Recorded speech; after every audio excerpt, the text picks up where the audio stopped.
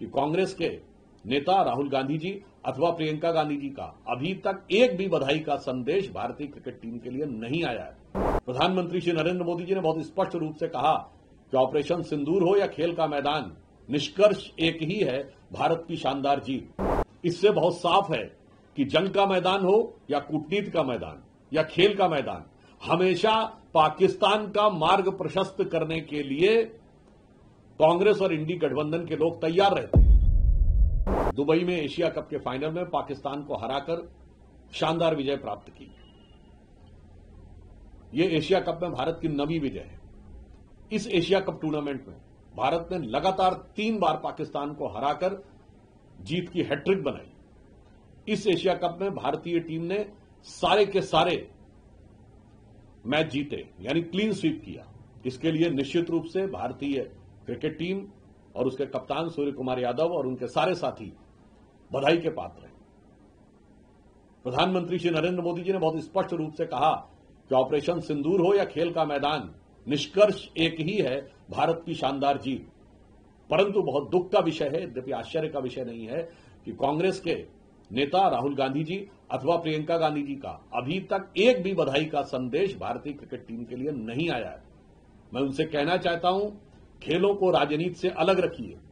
आपके मन में प्रधानमंत्री जी के लिए जिस भी प्रकार की खीज हो, ईर्ष्या हो, द्वेष हो, इन्फीरियरिटी कॉम्प्लेक्स हो, उस कारण से भारतीय क्रिकेट टीम के खिलाड़ियों के शानदार प्रदर्शन के ऊपर उसकी छाया मत पड़ने दीजिए अपनी इन्फीरियरिटी कॉम्प्लेक्स की। दूसरी बात यह है, जो और भी अधिक चिंतनीय है, कि अभी उस समय यूपीए सरकार के गृह मंत्री, जो पूर्व में वित्त मंत्री भी रहते, चिदंबरम साहब का एक बयान आया है जिसमें उन्होंने कहा है कि 26/11 के हमले के बाद गृह मंत्री जब वो बने तो उनका विचार था कि पाकिस्तान पर कार्रवाई होनी चाहिए, पर तत्कालीन पार्टी के नेतृत्व ने उसकी अनुमति नहीं दी। अब इससे बहुत साफ हो जाता है कि पाकिस्तान के साथ डील करने के लिए उनके मन का भाव क्या था।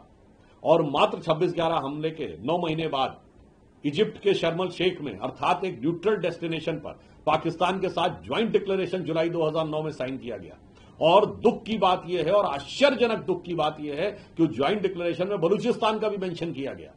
यानी एक प्रकार से हम उस झूठ को भी स्वीकार करने को तैयार हो गए थे कांग्रेस के द्वारा, जो पाकिस्तान द्वारा फैलाया गया है कि मानो बलूचिस्तान में हमारा इन्वॉल्वमेंट हो।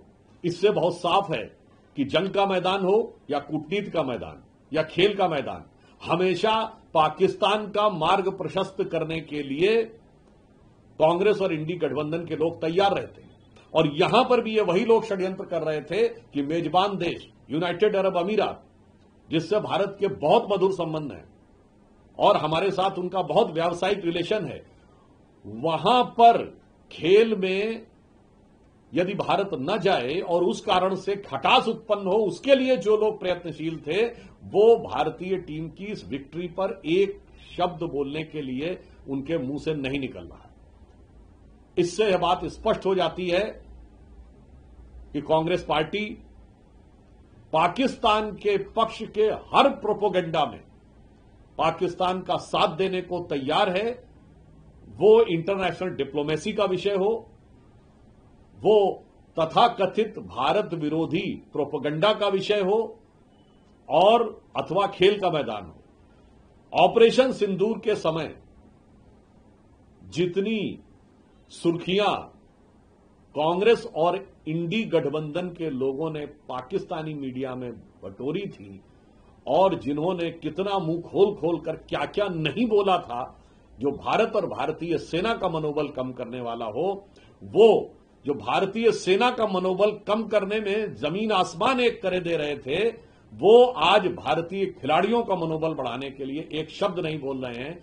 इसलिए इससे एक बात साफ हो जाती है, गठबंधन का नाम इंडिया रख लेने से दिल में इंडिया नहीं आ जाता है। इस घटना से बहुत साफ है कि जिस गठबंधन का नाम इंडिया है, उसके दिल में अगर दर्द है, दिल में अगर मोहब्बत है, तो वो इंडिया के लिए नहीं, पाकिस्तान के लिए है। और अगर अदावत है, तो वो पाकिस्तान के लिए नहीं, इंडिया के लिए।